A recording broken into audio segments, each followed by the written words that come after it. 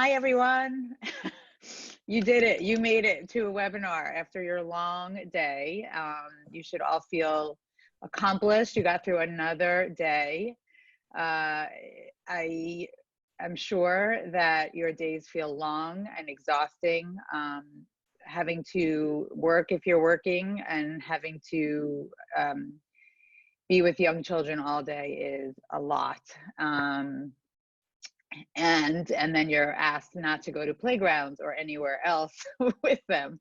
So I am sure that it's really hard. So I know for me personally, in order to really be able to take in some information and be present, I like to take some deep breaths and get some headspace. So I think I'm going to ask you all to join me.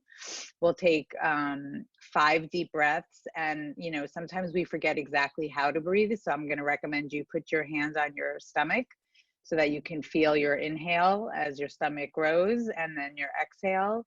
And we'll count, we'll breathe for a count of 4, inhale and exhale 5 times. And feel free to close your eyes. If no one can see you, you can turn your camera off and just really try and get yourself into this space and breathe deeply. So we'll start together. I'm gonna close my eyes and we'll breathe in for 1, 2, 3, 4. Exhale, 2, 3, 4. Inhale, 2, 3, 4. Exhale, 2, 3, 4.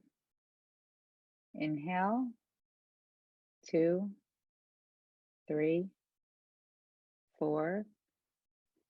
Exhale, 2, 3, 4. Inhale, 2, 3, 4. Exhale, 2, 3, 4. Okay, we're here together. I'm Stephanie Slater, for those who are here that I don't know. I'm thrilled to be here with you tonight, and I really am appreciative that you're here. I know time is tough to have to yourself these days. So thank you for taking care of yourself and doing this for yourself. So we'll be here for about an hour. And Noah is on working as my tech person. Thank you, Noah.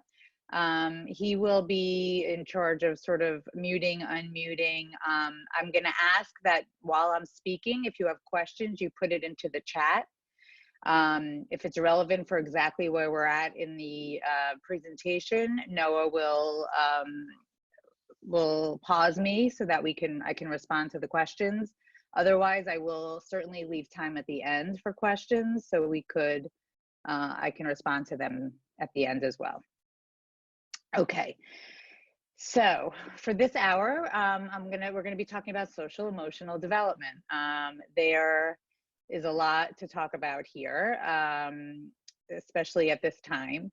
But I think it's really important that you understand exactly what's happening in terms of brain development. So I'm going to do a very brief sort of teaching review on how the brain develops in early childhood during these years, so that you can understand really what your children are and aren't capable of in terms of how to calm themselves down and figure out their next step, or when they're having a fit of rage, what are they really capable of?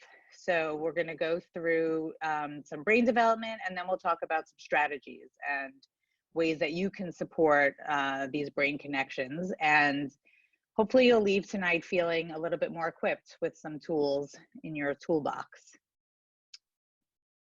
Oh, I'm going to share my screen, which I haven't done yet, right? Hold on just 1 second. Okay, great.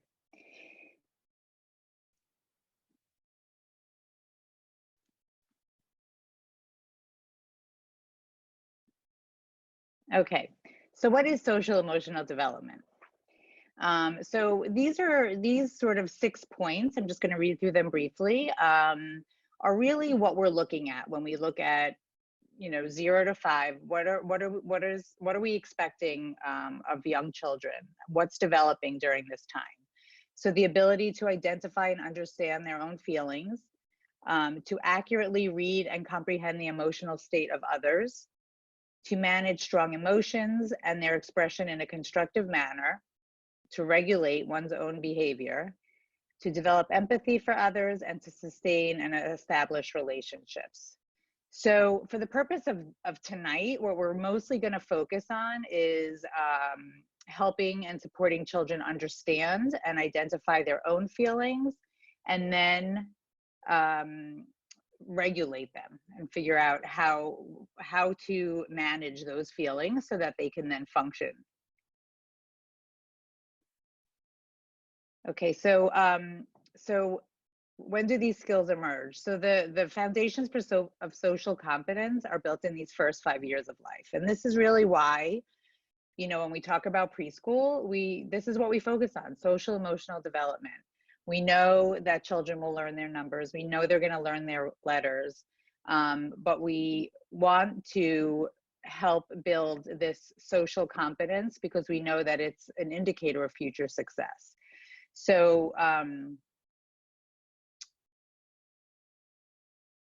sorry, I'm just trying to, okay. So when we think about emotional regulation, what is emotional regulation? Well, it's the ability to control your feelings, and it really involves a lot of cognitive development. So children's cognitive development is not fully developed. I mean, we continue to develop this front brain part of our brain, until well into our 20s. So, but we know that the circuits involved in emotional regulation are very interactive with those responsible for executive function. So we know that when we have emotions, in order to calm ourselves down, we are using our cognitive brain.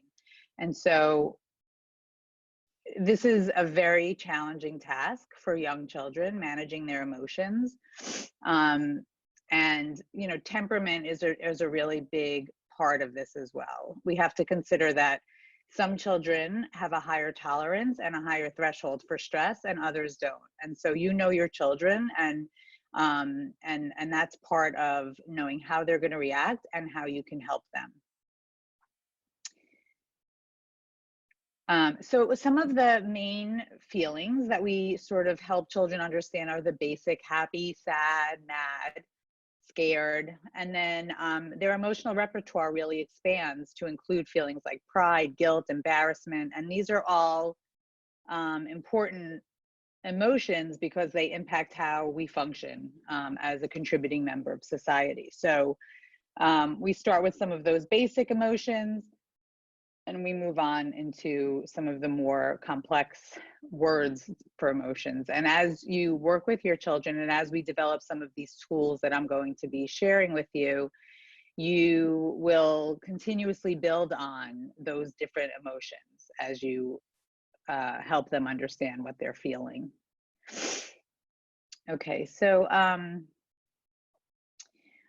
knowing when different parts of our brain develop is important. Can you see my cursor?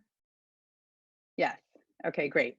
So our brain really develops from like down here, and then it sort of develops around the front. So down here is our sort of basic survival, reflexes, things that are our brainstem, things that are happening before we're even born. And then, if you think about your children and as they grew, motor was a really big part of those early years, as well as some of the emotional center. And then the reasoning and judgment starts to sort of form between 3 and 6 years old. So where our brain is sort of developing from the bottom, and then up the back around to the front. And this could be confusing because I think we often, if you have a child who's very verbal, and you're trying to reason with them when they're having a tantrum, and we are almost deceived by their strong verbal skills, so we tend to think cognitively they have control of themselves, but they don't, because they are cognitive development, and that reasoning judgment is not really fully developed yet. I'm going to share this short video. I think it's very helpful to think about, this is Dr. Dan Siegel, and a lot of what we're going to talk about in terms of the strategies that we're going to build at home is based on his book. And so this video talks about, again, just how the brain develops and using your hand as a model, and it will be helpful in demonstrating what happens when a child is sort of losing control and having a tantrum.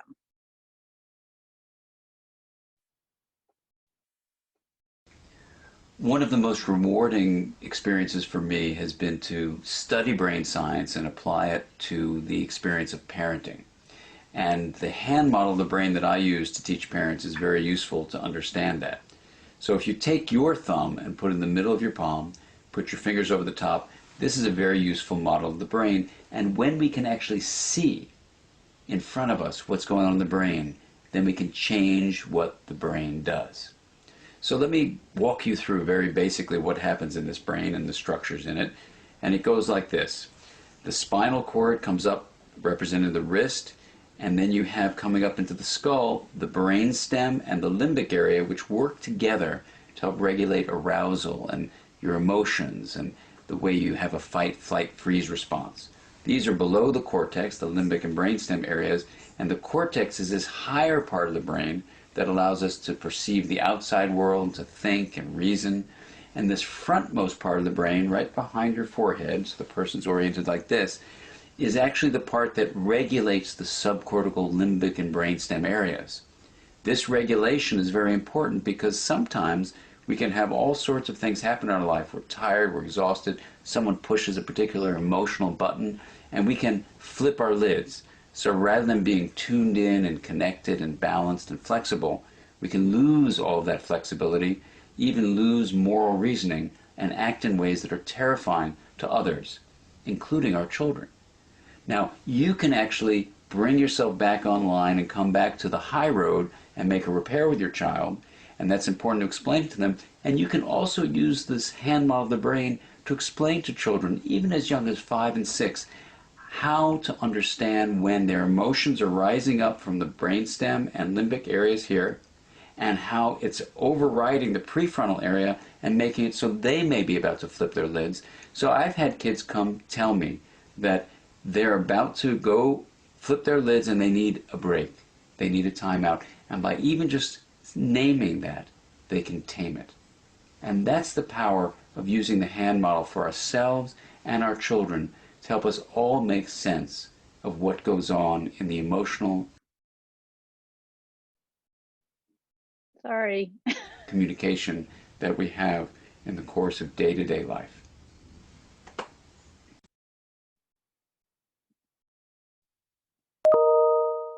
Okay, so I wanted to share that because he's much better at articulating sort of the model of the brain. And I think it's important because what you want to think about, when you talk about this thumb part, this emotional center, this limbic system, this amygdala, which is triggered for flight, fright, or freeze, is protected by this top brain and by this cognitive part of our brain.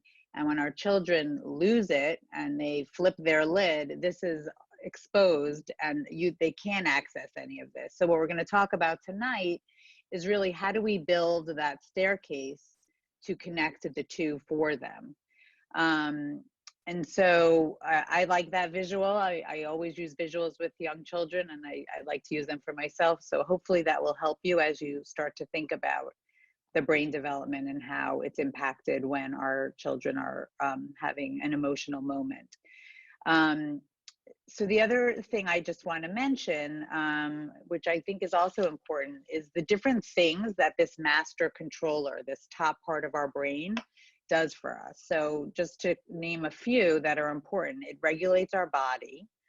It helps us attune to another person. So if I see that someone is upset and they're going to tell me about their experience, I could really understand their internal experience because I'm present for them. And that's also, you know, our top brain helping us. I can have compassion and empathy. I can be open to experience. So in other words, I can feel uncomfortable feelings, but then change my ability to feel those uncomfortable feelings, but also stay focused. I have something called response flexibility. And so that is basically putting a space between an impulse and an action. This is an important part of social emotional development.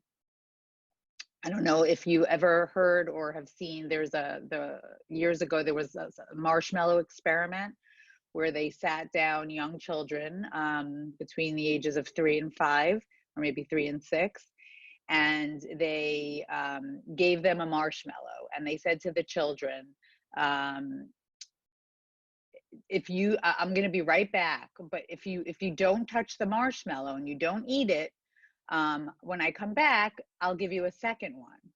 And so it's a hilarious, if you ever have the moment to Google it and watch it, it's very funny. You see what the children do to try to prevent them from eating the marshmallow, because cognitively they know I'll get another one. And so being able to put space between the impulse and the action of actually eating it, they smell it, they lick it, they do all different sorts of things. Some of the children just pick it up and eat it, not caring about the second marshmallow. But what they did is they tracked those same children for 30 years, and they found that they did actually have better outcomes in their life.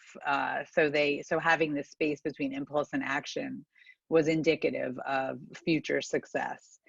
So another part of this master controller is it helps us calm our fear. And then finally, it also self-knowing awareness. I'm going to read the definition of this. So insight is integrating cortical representation of autobiographical memory and limbic firing that gives emotional texture to emerging themes of our present awareness. So we're remembering things that happened in the past, and we're using that as a reference point that may help us understand what's going on and feel calm about it. So I think many of you know, or you may not know, I have 2 teenagers in my house. And during this pandemic, we have spent a lot of time on TikTok. I don't know if you know TikTok, but basically TikTok is a platform, social media platform, an app where people create videos. And there are many different types of videos. Some involve dancing, some are focused on pets and babies. And then there are these trending pranks that people play on family members. And for example, my daughter decided to play a prank on my husband by asking him to crack her back. And these are all, you know, sort of trending on TikTok. And so she put raw spaghetti in her mouth and he didn't know. And then she went like this and he cracked her back and she bit down on the spaghetti and it made this terrible noise. He thought he broke her back.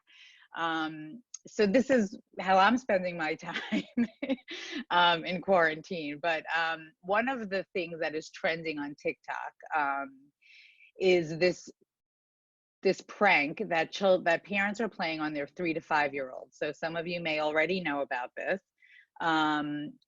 I don't necessarily condone this practice at all, and I am not promoting it. But I want to share this particular video because the child is incredibly adorable, but also you can see all these different functions, what the master controller is doing for this child, social emotional development, are present in the video. And I think it's fascinating to watch. So the prank is that a parent calls for their child, claiming that they are in a predicament. They have no toilet paper and they've gotten poop on their hand, and they need the child to come help them. And so let's watch the video together, and then we could talk a little bit about those master controller pieces of social emotional development that help this child get through this what could be tragic situation. Mason! I'm just going to fast forward it because it takes her a few seconds to actually walk into the bathroom. So here we go.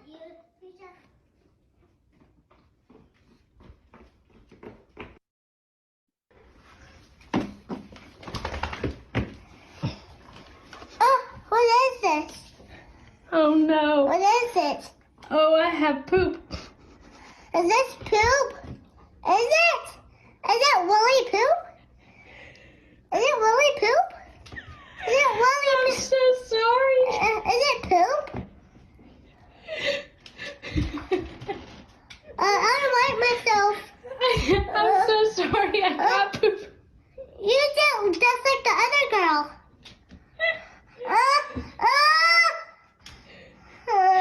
I got poo-poo on you. I'm so sorry. It's on me too. I want some toilet paper. Someone has to help us. Toilet paper. It's chocolate. Do you get chocolate? What is that? Lick it. What is it?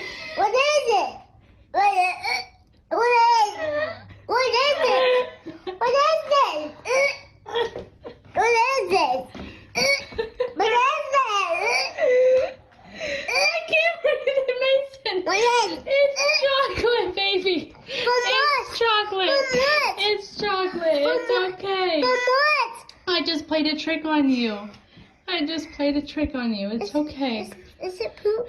No, it's just chocolate. From what? Ooh. From what?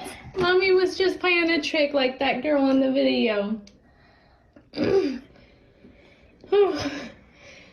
It's okay. Mommy? It's not really poop. It's not? You can lick it. But it's black. The chocolate is black like that, brown like that too. Oh, Mommy? Oh, baby. I'm gonna wipe myself. Okay. Can I put some? Do you want to put some in your mouth? No. It's just chocolate. Look. But Look. That's chocolate. it is from what? I'm wiping my hands off. Okay. I don't like. I don't know if it's chocolate or not. I love you. Love you too. Thanks for coming to my rescue. Do you get poop on your hands? No, it was just pretend. I was just playing a joke on you. Well, can I just taste it, bro? Can I try? You're right, it is chocolate.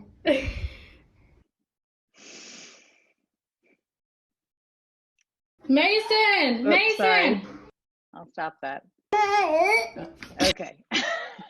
So it seems like a strange video to share, I know, because the poor child is gagging, and I mean, the mom couldn't stop laughing in the background, and all you want to do is tell this child, it's okay, don't worry. But the many pieces that I just want to mention that happened during that video that I found fascinating is, so her autonomic nervous system reacts, right? She gags, but she reels it in and she regulates herself even despite that gagging part. She has compassion and empathy. Someone has to help us, she says, while this is happening. Again, this is like her top brain is, she hasn't totally flipped her lid. She's able to sort of use some of her cognitive references and abilities to calm herself. She resists chaos. She could have completely lost it when she wanted to wipe it off and she couldn't, she didn't know what to do. And then at the end, she's able to have what I referenced before as response flexibility. She was able to say, okay, I'll taste the chocolate. She didn't stick to the rigidness of, I believed it was poop and I'm not going to budge. So she was able to taste the chocolate. She had that autobiographical memory piece where she said, oh, like in the video, because like I said, this was trending and this mom must have watched this video with her of another child having this experience. And so she was trying to make sense of it, trying to make sense of what this could be. Then she also went to, again, her cognitive abilities, the color, but it looks like it's the same color as poop. And mom reminded her that chocolate is also that color. So there were so many cognitive pieces that were necessary for her to get herself through this emotionally. And I just thought it was a really interesting illustration of that, and I wanted to share that. I will add that on this woman's Facebook page, she assured the public that her child still loves chocolate, because of course I'm watching this thinking she's going to ruin her for life with chocolate, but that she still loves chocolate, and had another follow-up video of her eating chocolate ice cream, and she was okay.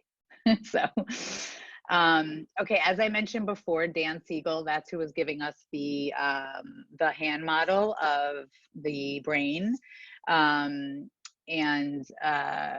This is his book, The Whole Brain Child. And this is what I'm going to sort of reference a lot in terms of the strategies and how you can help your children at home. Okay, so he talked about the brain in a hand model. So now I'm just going to ask you to sort of imagine that the brain is a house, and this bottom part, which is our emotional brain, is called the downstairs brain, and this top part of our brain we're going to refer to, just for this purpose, as the upstairs brain. And you know, children, like I said before, we saw that the brain, this part of the brain, this sort of top part, starts to develop between 3 and 6 years old. And what I'm going to teach you to do tonight is to sort of build that staircase from the bottom brain, that emotional brain, to the top part of the brain. Okay, so as we spoke about before, when we have something that is triggering to us, that will trigger the amygdala, this little pea-sized part in our limbic system, this is the part of our brain that is flight, freeze, or fright. And when a child is very upset or very distressed about something, they flip their lid, and this amygdala is just exposed, and there's no access to any of that top brain, any of that cognitive brain. So even if they have some of those skills and some of those sort of references and those ability to problem solve, it's not accessible. The gate is up, and they can't get to it. So what we need to do is help them build that staircase. So, you know, and I just want to mention again, because of that autobiographical memory. So if a child has an experience where a dog jumps up on them and frightens them, the next time they may see a dog that's not even near them, or that's even in a cage, but they may start to feel fear because of that memory they had with the child. And they may start to, you know, get very upset about it. I think of two types of tantrums: an upstairs tantrum and a downstairs tantrum. The upstairs tantrum is an intentional decision to have a tantrum. It's not usually like a flip your lid type of tantrum, where there's no access to the upstairs brain. I'm going to give 2 examples of an upstairs tantrum. Darcy, Noah and I were talking recently about having this webinar, and Darcy has, as you know, most of you know, a 2-year-old at home who's having lots of tantrums right now. And so she said, oh, I'll definitely send you a video of Sender having a tantrum. You can use it on your webinar.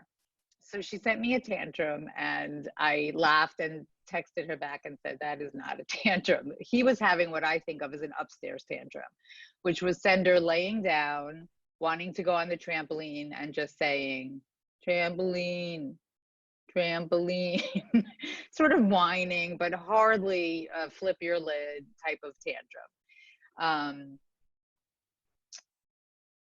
So I think when we think about the difference between upstairs, downstairs, think about yourself and think about what triggers you. I'm gonna tell a personal story of a trigger that I had. I was coming home from a long day of work. I had just had a remodel in my kitchen, and my daughters were here with friends, and we had a trampoline in the backyard, and they decided it would be really fun to take the hose and spray each other on the trampoline. And when I walked into my house, there were many children with water everywhere, in and out of the house. And after a long day and just not having the wherewithal to sort of deal with this, I felt my heart racing. I felt myself becoming irrational. And I was aware of it because I have this top part of my brain. I'm able to control it.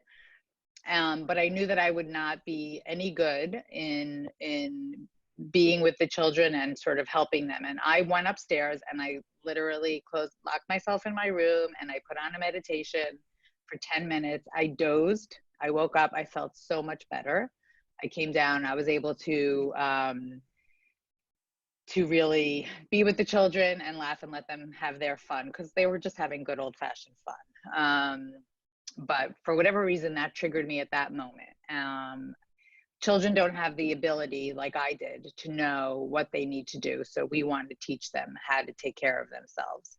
I saw this little comic and I thought it would be fun to share. The art of knowing is knowing what to ignore.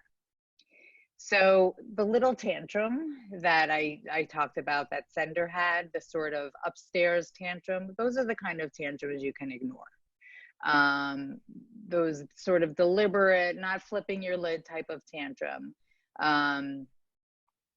It's those bigger ones where they really have no control and they've really just lost it, that you really need to be there for. Okay, so how do we help them during this time? Okay, so what we have, as I mentioned before, what we need to do in order to help children develop that staircase, build that staircase to the upstairs brain, are a few things. And these are little sort of cute sayings that Dr. Oh my goodness, I have to remember his name. I just blanked that on it. Dr. Siegel. That Dr. Siegel shares in his book. So connect and redirect, name it to tame it, enrage, don't engage, don't enrage, use it or lose it, move it or lose it. So I'm going to go into each one of these. So the first one is connect to redirect. So when I say connect with your right brain, when we think, right now we've been talking about our upstairs and downstairs brain, but we also have a right and a left side hemisphere of our brain. And the right side is our emotional, creative, thoughtful brain, while our left brain is the logical, detail-oriented, analytical brain. And so what we want to do is we want to connect with that emotion. That is where we want to be with a child who's flipped his lid. It's very common as a parent and as an adult to want to jump in and offer solutions and explain, to help a child, but they can't hear any of that. All they hear is static in their head. And so doing that is not going to get you anywhere. In fact, it may just make things worse. What you want to do is really connect with that emotional brain. You want to be with them. And it may just be a touch. I'm here for you. You're having a hard time. I see you're upset. And that's all it is. When you're ready, I'm here for you. And it could take a really long time for them to calm down. But what you want to do is just connect with them at that moment when that lid has been flipped. And then the redirect part, the logical part, where you sort of discuss an explanation and plan and move forward, may not happen at that moment. That actually could happen hours later.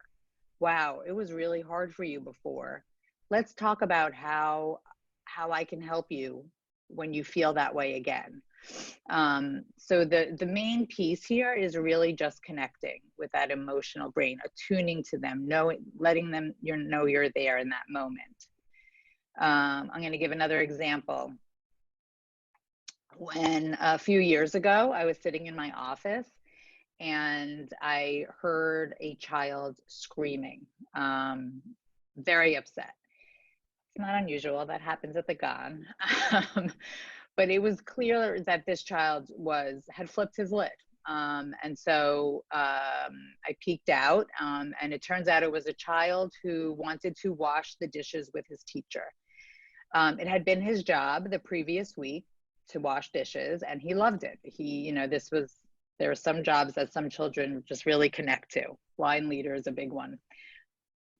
But this child really wanted to wash dishes, and he was screaming and crying. And the adult trying to help him was saying, oh, it was your job last week. This week it's so-and-so's job, and another week.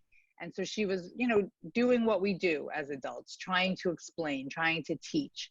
And it was just exacerbating the situation because he couldn't hear her. And so it was almost as if to shut her up, he needed to get louder and louder.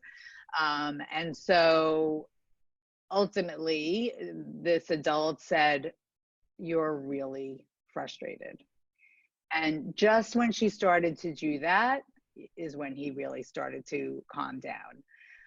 So, again, she was just connecting, being there, attuning to that child. Another example. And we do it all the time and we don't even realize it. There was a little girl who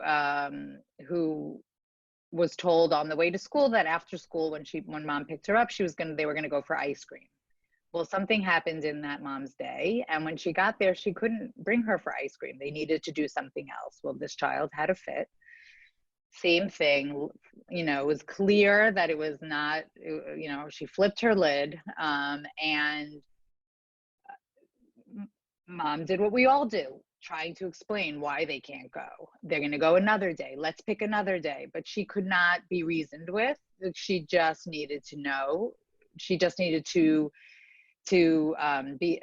feel that someone understood that she was so disappointed. And once we got to that feeling, they were able to move forward.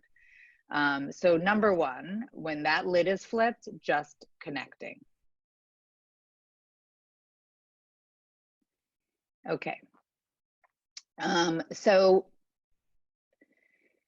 you can help children begin to understand the different emotions they experience by creating items like this. So I think it's important to have feeling faces, some sort of visual feeling faces in your house. We try to have them in classrooms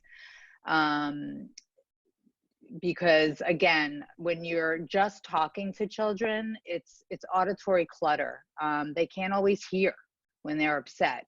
And a visual is a really good way for them to to help them understand what's going on.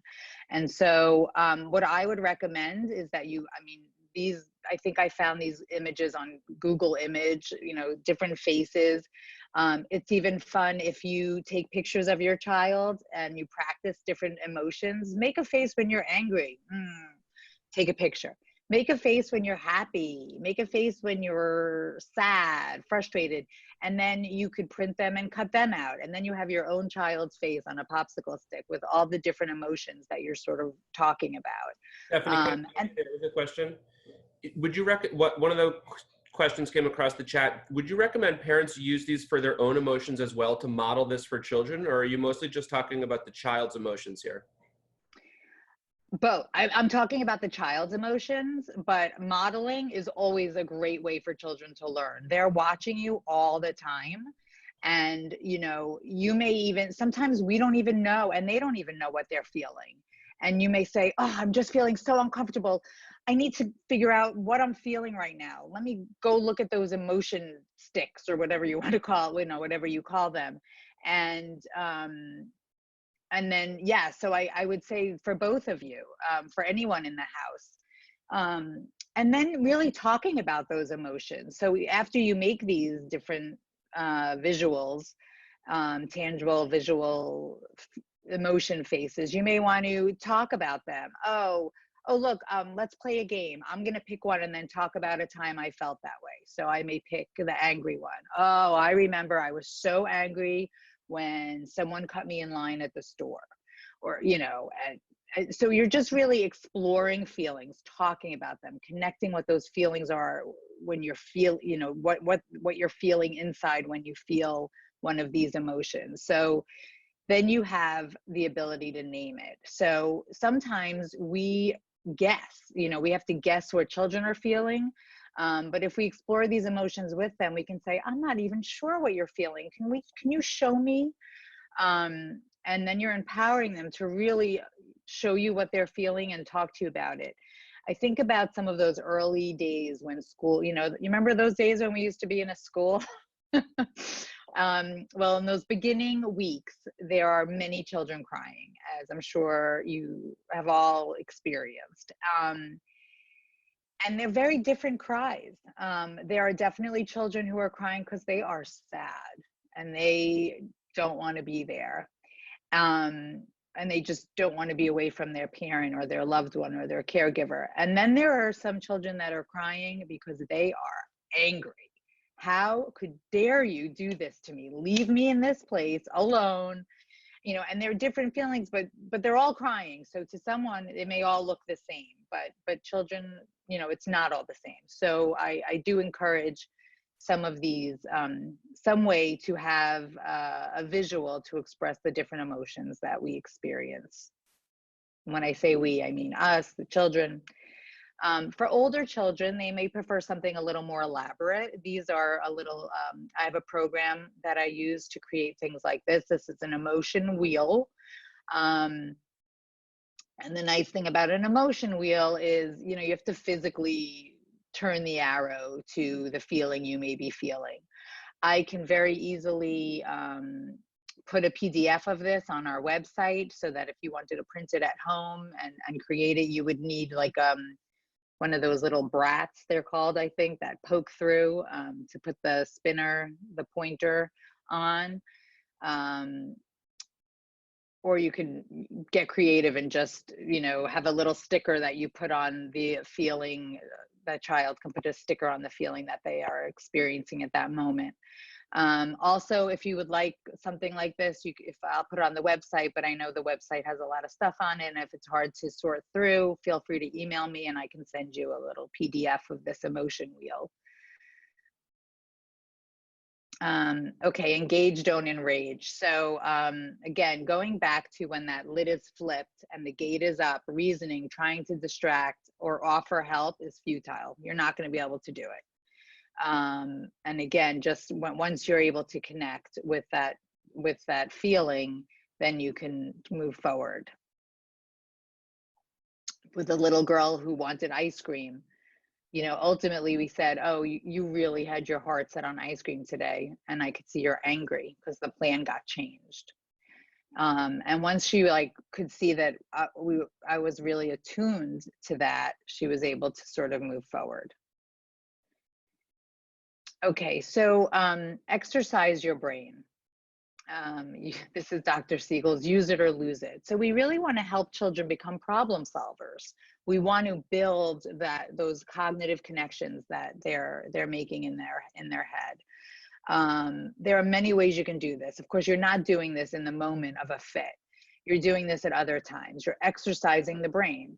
So a lot of times in a classroom, we'll have a peacekeeper or a peacemaker. So that's, you know, someone's job. Let's say the peacekeeper is the person that helps two people who are having a conflict solve their problem. A lot of times we'll we'll have a situation in a classroom where we only have one of something. Well, instead of figuring out how to deal with that for the children, we're asking them, well, what do you think we should do? We only have one, and there are 3 of you. How are you all going to get a turn? Putting the job of solving these problems to the children to do is building those cognitive connections that will then help them in future times. You're exercising their brain. It's another way that you can really help to exercise your child's brain is even telling them about a problem you had. Oh, I had such a problem at work today. I went into the kitchen to get sugar for my coffee, and there was no sugar left. Someone took the last sugar. I don't like my coffee without sugar. What do you think I could have done? What should I have done? Ask them. You'll be very surprised at the wonderful ideas that children come up with. Engage them in these kinds of conversations. When you're reading books with them and you're looking at pictures, instead of just reading the books, ask them, I wonder what's going to happen next. What do you think is going to happen? What do you think they should do? So you want to sort of engage them, like I said, in just trying to think about ways to solve problems. They love solving problems. I remember when my daughter was young, we would play the game where I would teach her how to make lemonade out of lemons. So she would sometimes be a little negative about things. And that was how she sort of approached things, in this negative way. And I said to her, lemons are really sour, but if you add sugar to them, they taste sweeter, and and it's delicious when you make lemonade. And so when she would have this sort of negative outlook or sort of approach to something, I would ask her, well, how could you add sugar? That sounds like a lemon. How could you add sugar to that? What could you do to make it lemonade? And then, we would work together to come up with ideas. And what you're doing is you are sweetening the situation. She's coming or he is coming to that place where they could solve that problem. And it's very empowering for them. And so you want to exercise the brain. Okay. Move it or lose it. So research shows that changing our physical state through movement or relaxation will change our emotional state. This is absolutely the truth. I told you about my experience with the trampoline and the water. That meditation really helped me. So integrating movement to help a child calm down is a really great option for you. Now, again, when their lid is flipped and they're flipping out, you're not going to be able to say, let's do jumping jacks. That's just going to enrage them. You want to make that connection. And then when you get to a calm place, you can engage them in some movement. But I wouldn't do it at that moment. So what I would suggest to everyone is you think about a bunch of different movements that your child likes to do. So let's say crab walking across the living room, okay, or bear walking across the living room, or doing head, shoulders, knees, and toes 5 times. So just thinking about a bunch of different ways that you can move and creating visuals for those movement and different activities. And again, like I said earlier with the emotions, looking at those cards and practicing with them. Let's do 5 jumping jacks. Let's do head, shoulders, knees, and toes 10 times. Let's walk across the living room like a crab and then back like a bear. And then when you have these cards and you're working through them with a child, you have them as a reference point. So you say, okay, let's put these cards someplace. Where's a good place where you can access them? So maybe they live in the living room in a basket. And then your child has flipped their lid, is having a fit.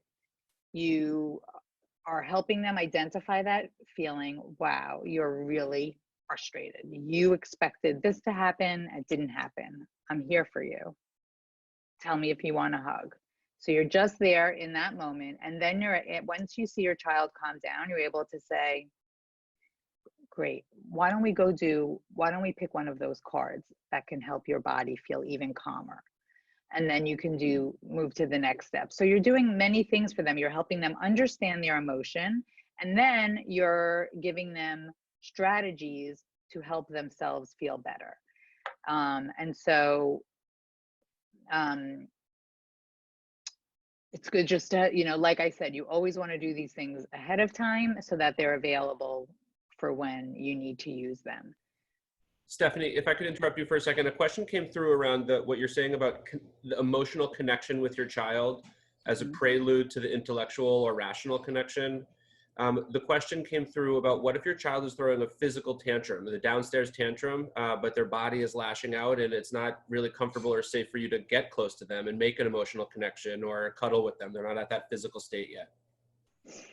I would be in the room and just say, I'm here when you're ready. I mean, of course, we want to make sure they're safe. And if they're not safe, then I would pick them up and do what you have to get them to a space that is safe. And, whether that's in their bed or, in their crib or somewhere where they can't hurt themselves. You want to just say, I love you. I'm here for you. I'll be here when you're ready. Does that answer the question? Yeah. Okay. Okay, so moving ahead. So what we're really doing is we're helping children understand what they're feeling so that they can then at a future time, as they continue to grow and develop their social emotional functioning, they say, oh, I remember this feeling, and I remember that I could do jumping jacks, and I will feel better. And that's sort of what we want to start to create for them. We want to start to build this ability to self-regulate and calm themselves down. I've listed here a bunch of meditation apps. I'm a big proponent of meditation. I think that especially for someone like me who has a lot of internal chatter in their head, having a guided meditation that forces me to listen to another voice and not my own is very helpful. So these are some meditations for children. And again, I can put these on the website I can put the whole PowerPoint on the website if that's helpful. So I would suggest playing around and listening to them. Sometimes it's really nice to do one of these with your child before bedtime. And so you're both listening to it together. And then afterwards, you could say, wow, how do you feel? And if they feel calm, you can say, oh, this is great. Let's remember that this helped you feel calm for a time when you don't feel calm. And we can listen to it again. Okay, just more tools at home. So this is, again, just more about movement, different things you can do. A strategy spinner, similar to the emotion spinner, but in it would have different movements that you can move your body to change your emotional state. I love using aromatherapy. I have it in the office at work. I have lavender, I have peppermint. And some, young children don't know how to breathe. How we breathed when we started this hour by breathing in and feeling our stomach expand. They don't understand how to breathe. When I do yoga with young children, we'll lay down and put a ducky or something or a bean bag on their belly so they can watch it rise and go up and down. A lot of times what I like to do is I'll put a little bit of lavender or peppermint or some pleasant smelling oil on a cotton ball and breathe in through your nose and out through your mouth. And, giving your brain more oxygen is going to calm your body. So sometimes using something like that in having that in your house available is helpful. Again, I would always do it beforehand in a calm moment. Oh, look at these different smells I have. Tell me which one you like. Some children are averse to some smells. They don't like some smells. So you want to make sure it's actually something that would work for that time when they're in distress. You could also add some of these oils to Play-Doh. So if you're making Play-Doh at home, you could make them smell good by adding a drop or two of oil. Okay. Cool down cubes are one of my favorite things. We used to have them in the Gan. I haven't made them in a while. Hopefully when we get back, it's something I can do again. So these are ice cubes, you know, colorful plastic ice cubes for children who can read. And some of you may have older children. It's great. It's a little bit easier because you can just write a word. And so you may write on, you know, take 5 deep breaths, get essential oils to smell. You can write different strategies for helping calm yourself down. The nice thing about the cool down cubes is you for young children, I just want to say, I usually print out little pictures and will glue them on. And then the cool down cubes live in the freezer. And so just the act of walking to the freezer, getting this cold ice, even like feeling it on your face, or that alone is going to start to help calm a child's nervous system. So, and then you can get to the point of saying, okay, what does the cube say to do? Oh, it says to take 5 deep breaths. Let's take 5 deep breaths together. Or it says to do 10 jumping jacks. So there are many steps and ways to help calm a child with these cool down cubes, which is why I love them. We used to have one in the main Gan space freezer for anyone who needed it, any of the classrooms. A lot of our teachers like to make, glitter jars. And this is a great project to do at home. I don't have the recipe for it on hand, but I know that many of our teachers do, and we can certainly get that to you. I think it's corn syrup, water, glitter, and some dye, and you know, just the shaking it and just watching it, you know, like a lava lamp, or it's just again, visually, from a sensory perspective, tangibly, you have something to hold. It's just somewhere else to put some of those feelings and to focus on something else that will help calm a child down.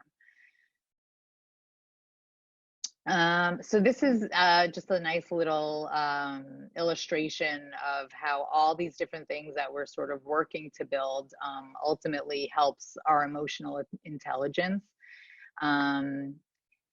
And you know, these are the things that we are working hard at building. And now, you know, now that you're home a lot with your children, you have a lot of opportunities, I'm sure, to work on some of this. So I would say, you know, make some of those feelings cards, make some of those strategies for movement, for meditation, work on some of these things at home so you have them available as you need them. And I think now, oh, and these are just 2 other books by Daniel Siegel, which I would recommend. I really like him because I do think that you have to consider brain science when you're considering the social emotional development and how to help your children during times of distress. So he really focuses on that when he gives strategies. So Noah, do we have any questions that are waiting? There are not any waiting questions. Yes, we will send the recording tonight. As soon as it becomes available, we will email it out to everybody. But Stephanie, just one thought for you, and I guess for the crowd tonight, just, yeah, Dana, go ahead, you can ask it. All of this takes a flexible response for us as well as parents, right? Instead of us reacting in the moment to the child, it's being prepared in advance with multiple tools of our own. Exactly. And also knowing yourself and knowing you are doing a lot right now, and it is okay, and it is actually good modeling for you to say to your child, I need a break. I'm going to walk into the other room to help myself feel calm, and I will be back. And it is okay to do that, because not only are you showing them that it is natural to get upset, you're showing that you can help yourself, and then you can come back and be okay. And modeling that behavior is so important and so meaningful for your children. So it is, you're gonna have those moments, and it's okay. It's okay to cry. It's okay to scream, because you're gonna get back. You have the ability to get back. That, when Dr. Siegel was talking about, like, you can then say to your child, wow, I really lost it before. I'm so sorry. I was feeling so many different things. Talking about it and sharing that experience is only going to help your child. So I Stephanie, don't know if that answers that question, but no, it does very much. Thank you, Stephanie. And the next question, and the questioner is unmuted if you wanted to fill this in as well. But it's, I think for a lot of us, and I know that with two young boys at home, the question would go for me as well. Is that some of our children were easier to engage at the beginning of this closure in the first couple of weeks with some of the tactics that you're outlining. And as the novelty wears off, as we enter week 7, what do we do? Techniques that worked 4 weeks ago don't work anymore. So techniques like, for example, can the person maybe help me understand what they've done? Yeah, it's me.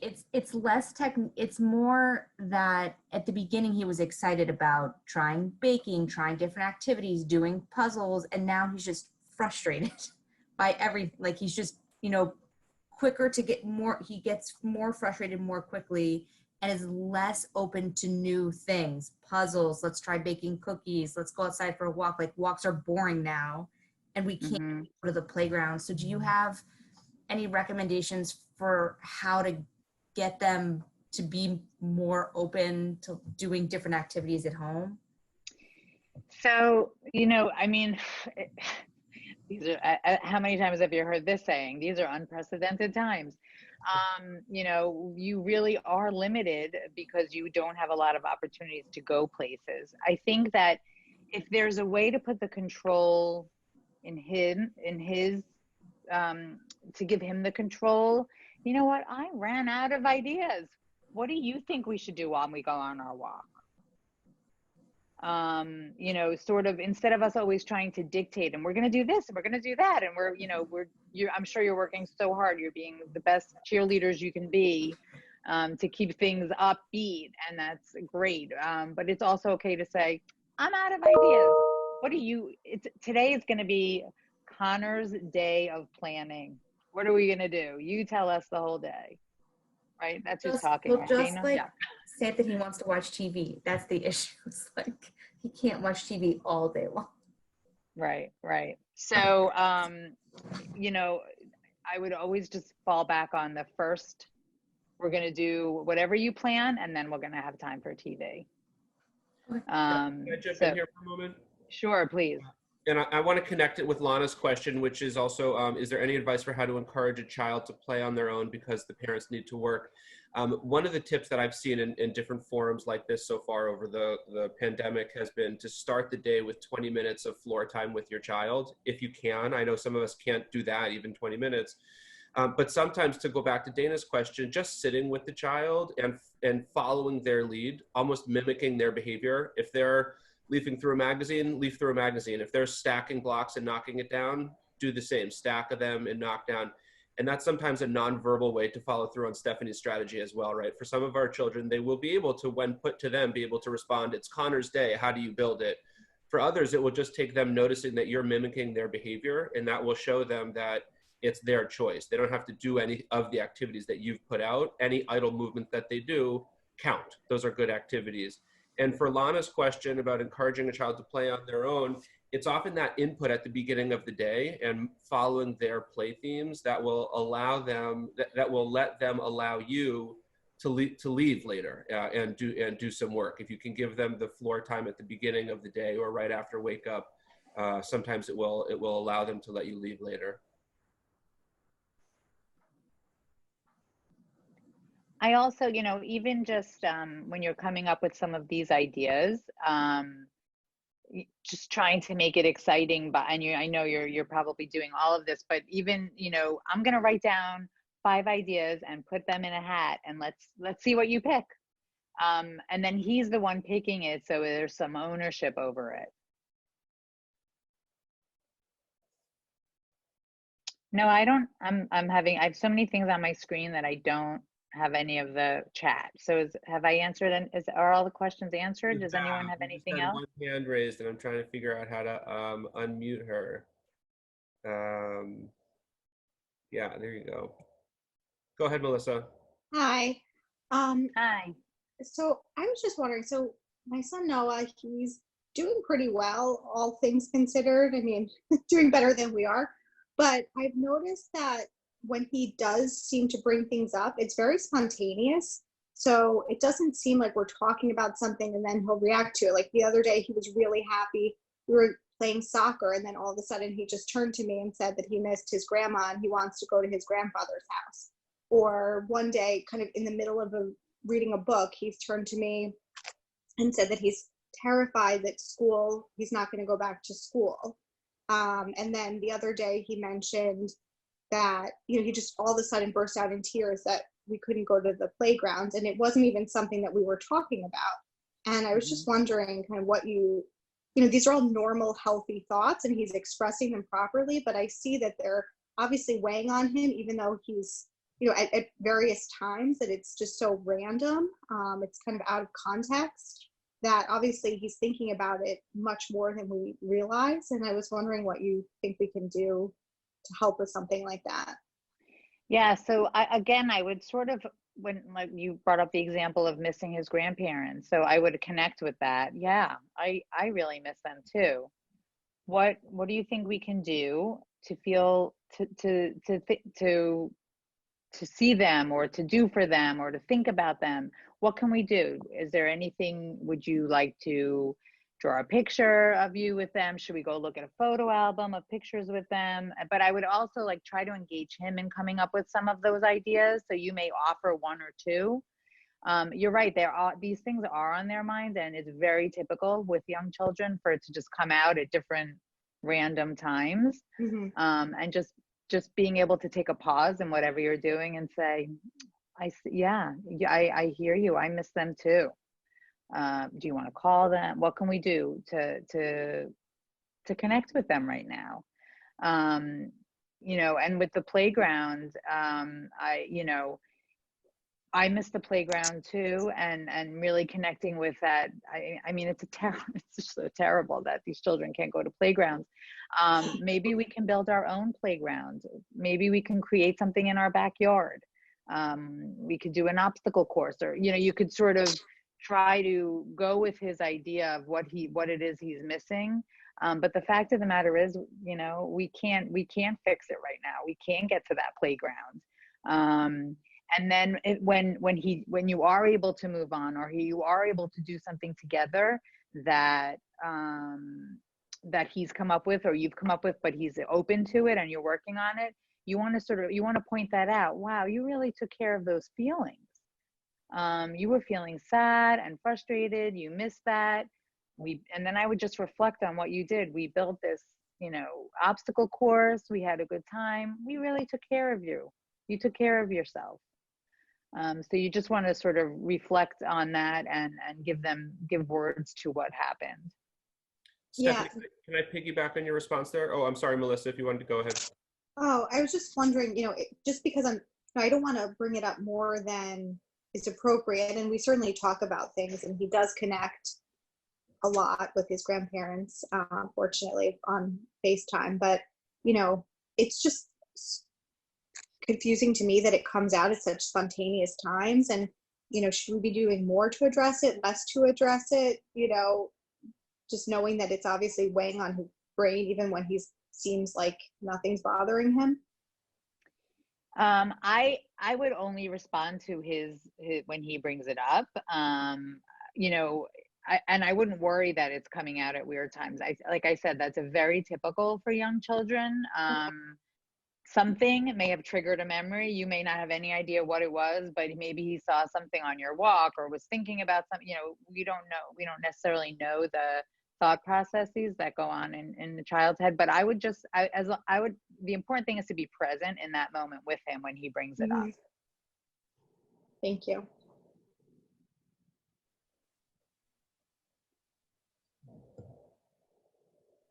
We went over. I'm realizing it's 9:15.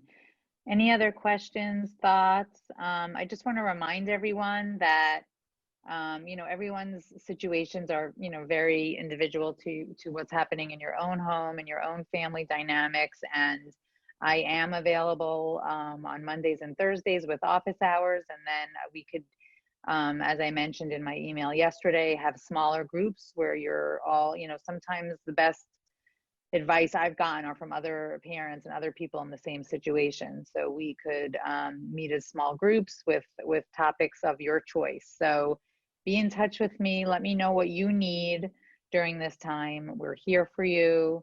We know this is hard. And we really are praying for being together again soon.